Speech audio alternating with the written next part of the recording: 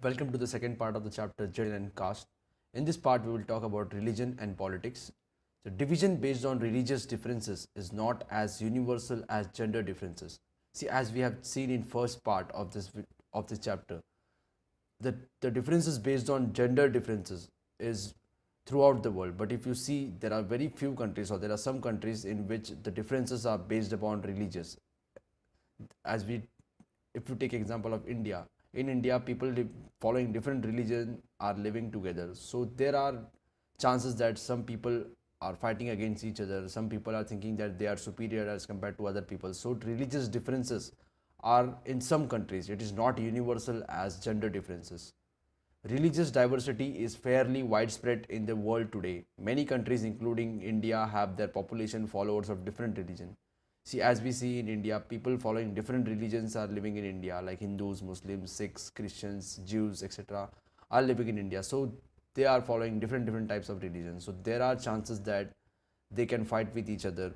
So if the country is having religious diversity, so there are chances that they can fight against each other. Even when most of the people belong to the same religion, there can be serious differences about the way people practice that religion. If you take example of Hindu religion, different people follow different gods. So although the people are believing in the same religion, but still they are practicing the religions in different way. If you take example of Islam, Islam is only one religion, but there are people who follow different sect, like there is Sunni sect, there is Shia sect. So although they are from one religion, but they are practicing their religions in different ways. The religious differences are often expressed in the fields of politics. See, as we see in today's politics also, the religious issues are normally discussed in politics. So religion, that is a social division that is used in politics. See, Gandhiji used to say that the religion can never be separated from politics.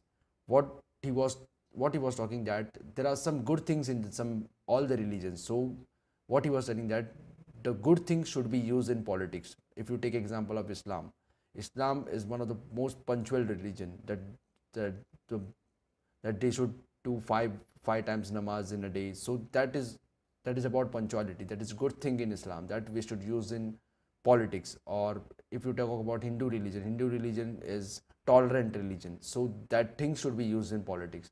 See, according to Mahatma Gandhi, politics must be guided by ethics drawn from religion. We must use some good practices from the religion in politics. Good moral values from religion should be used in politics for better government. All the good things from all kind of religions should be used in politics, and this will ultimately lead to the better government, and the government will work for the welfare of the people.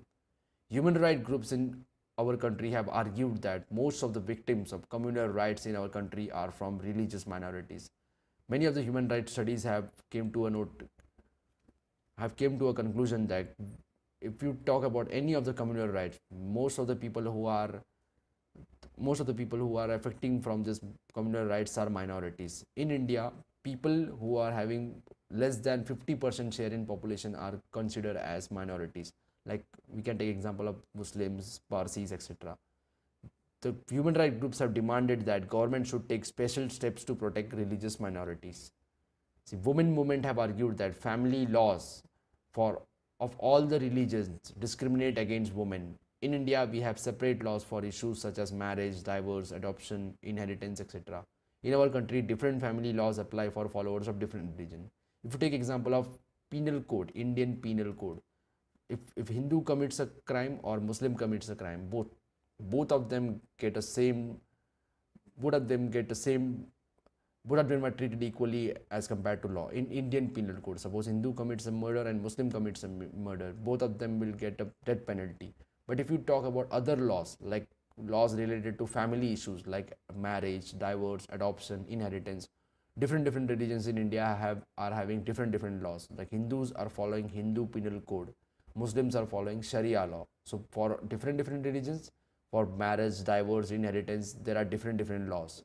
So women movement have demanded that government should change these laws to make them more equitable. What women movements are that the government should change these laws, and for all the people in India, there should be a uniform civil code. Uniform civil code means for everybody who are living in India, they should have same laws, so that the decision will be fair. Ideas, ideals, and values guided from different religions can perhaps should play a role in politics. There are different ideas, good ideas of different religion. There are different ideals, different values in all the religion. All the good things from any kind of religion should be used in politics. Ultimately, it will lead to the betterment of the people. People should be able to express in politics their needs, interests, and demands as a member of religious community. Although I am belonging to any religious community, I should have freedom to express my demands towards the government, and government should also listen to my demands. If government is a majority government, if suppose we can take example of today's government in India, it is majority government. Most of the people who are Hindus have supported that government. So that government should not only work for the Hindus, it should also work for the Muslims, because everybody is treated equally in India. People belonging to different religious communities should express their demands before government. If people feel that government is not working for the betterment of particular religious community, then people should express their demand before the government. If any of the religious communities thinking that the government in power is not working for them, then they should have the power to, they should have the right to express their demands towards the government, and government should also listen to them. Those who hold political power should sometimes be able to regulate practice of religion so as to prevent discrimination and oppression. See, as we have discussed earlier, all the religions in India have right to right to follow their religion as they want, but there should be some restrictions. See, if you take example of Hindu religion, untouchability was practiced in India, but untouchability is very bad practice. So as per our constitution, untouchability is banned. So if anything is wrong in any kind of government, then government that is in power, or the government should have the power to stop that practices. If anything is bad in any religion, the government should have the power to stop that practices, because ultimately the poor people in any religion are facing that problem. Like untouchability was a major problem that was faced by SC and SC community, people from scheduled caste communities. So government has, or the Indian constitution has banned untouchability.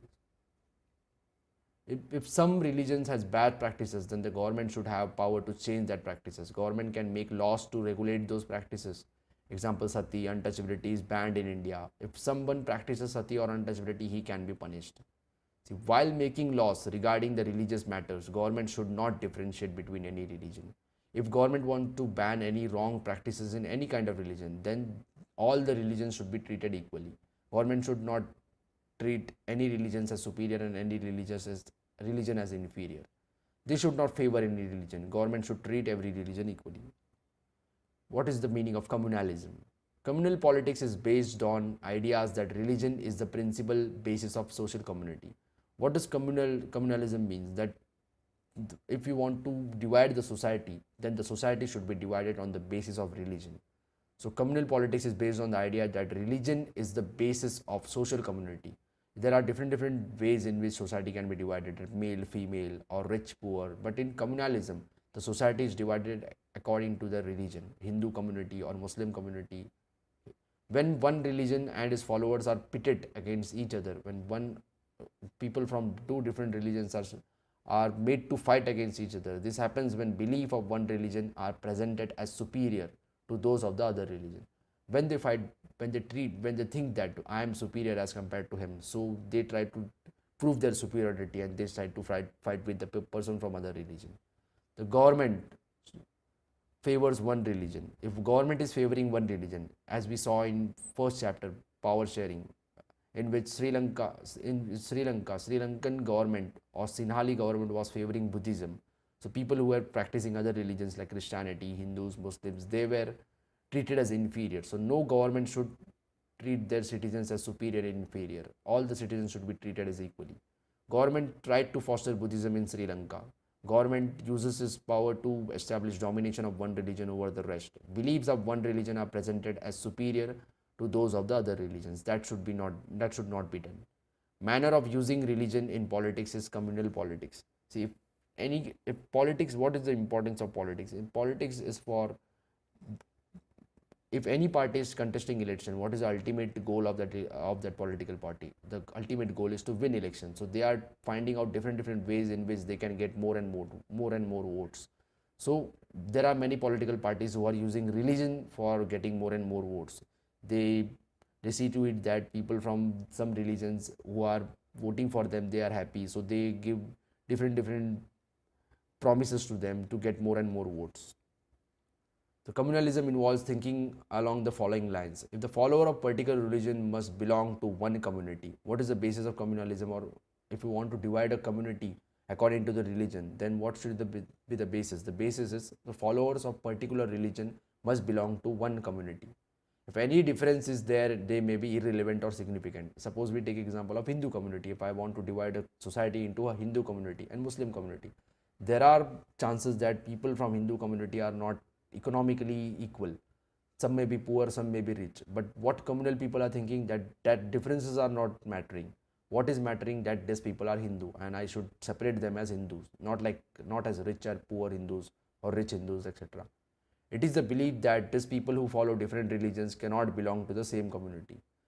What communal leaders are thinking, that people from different communities, they cannot form a same society. They cannot live in the same society. They have to be separated as Hindus or Muslims or Christians or Sikhs. If these followers of different religion have sub-communalities, then they are superficial. Their interests are bound to be different and involve a conflict. If there are, suppose some people are staying together and they are living happily, and they are some poor or rich. So poor and rich is different social groups. But what communal leaders are thinking, it is okay that they are living together, but that is only superficial. Okay, ultimately what is that these people will come out from that social group and they will become the part of the religious social group. Extreme form of communalism leads to the belief that people belonging to different religions cannot live as equal citizens, okay, within the country.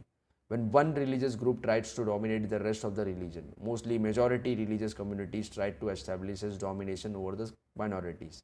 In case of Sri Lanka, Sinhali speaking majority community, who were mostly Buddhists, tried to establish their domination over Tamils, who were mostly Hindus, Muslims and Christians. If minority disagree with the dominance of majority religious community, they are forced to leave the nation or they demand for separate nation.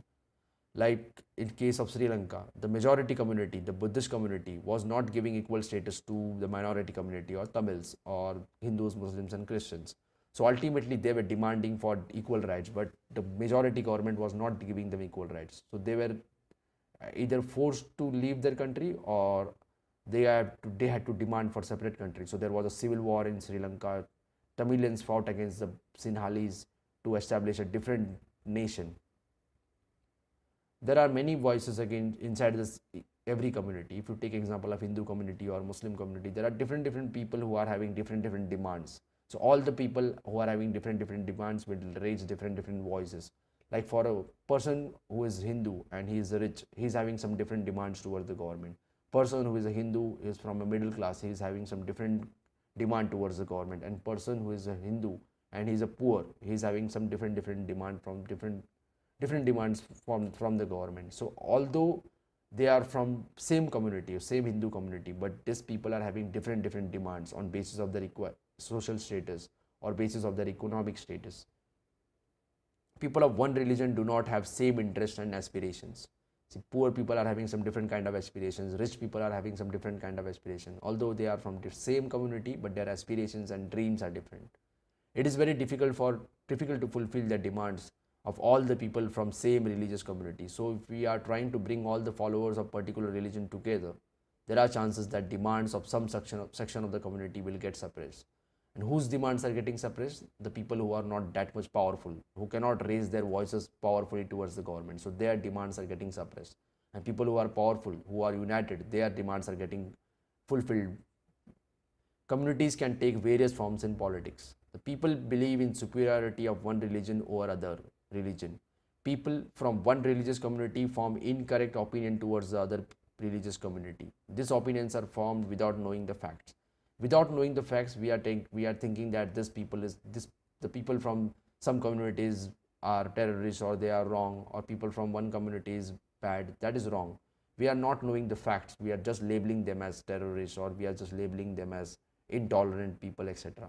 So that should not be done. People from one religious community form stereotypes about the other religious community.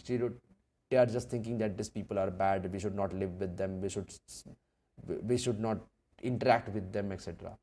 People believe that Islam promotes terrorism, terrorist groups like Al Qaeda and ISIS, but that is not true. Muslims are against this terrorist group. There is another belief that Hindus in India are against Muslims, but if we ignore some instances, both Hindus and Muslims are living happily in India. The communal mind often leads to a quest that political dominance of one religious community. If there are many there are many communal leaders who are thinking that one majority community should dominate over the other community. Their ultimate goal is to unite the people from one community, and if the community is coming together, they should dominate over the other community. Majority community in particular country tries to establish its dominance, majoritarian dominance over the other community. As we have seen in example of Sri Lanka, how Buddhist community or Sinhala speaking people were dominating over the Tamil people. So that is wrong. Ultimately, it will lead to the destruction of the nation, and there are people who are not happy living in that same nation, so they will raise their demand to establish a separate nation. People belonging to minority communities start to believe that they are not part of the majority country, and they demand for separate country or separate political unit. Political mobilization on religious line is another frequent form of communalism. This involves the use of sacred symbols, religious leaders, emotional appeals, and they plant fear in order to bring the followers of one religion together in the political arena. What do many religious leaders or political leaders do? They just use some sacred symbols, or they use some sacred flags to unite all the people. They just raise some different fears around among the minds of the people, and they start to unite these people against some another community, and this is done to get more and more votes. If all the people from one community are fooled and they are united, then ultimately they will vote for one political party. So everything is done for getting votes in politics. Political parties try to mobilize all the voters from particular religious community so that they get most of the votes from that community.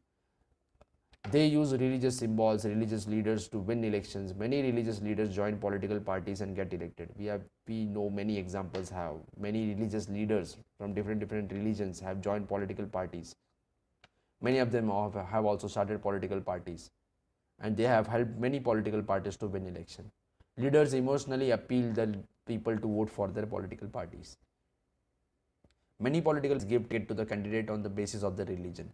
If suppose I am living in a community where majority of the people are Muslims, so what every political party does, they ensure that the person who is standing in election from that constituency or from that area is a Muslim, so that the chance of getting more and more Muslim votes it's when the person is standing in election is a Muslim. If the constituency has majority Muslim population, then all the political parties try to give ticket to Muslim person. Candidate is Muslim, so that their chances of winning the election are more. Sometimes communalism takes a more ugly form of communal violence, riots, massacre. India and Pakistan suffered the worst communal riots at the time of partition. The post-independence period has also seen large-scale communal violence.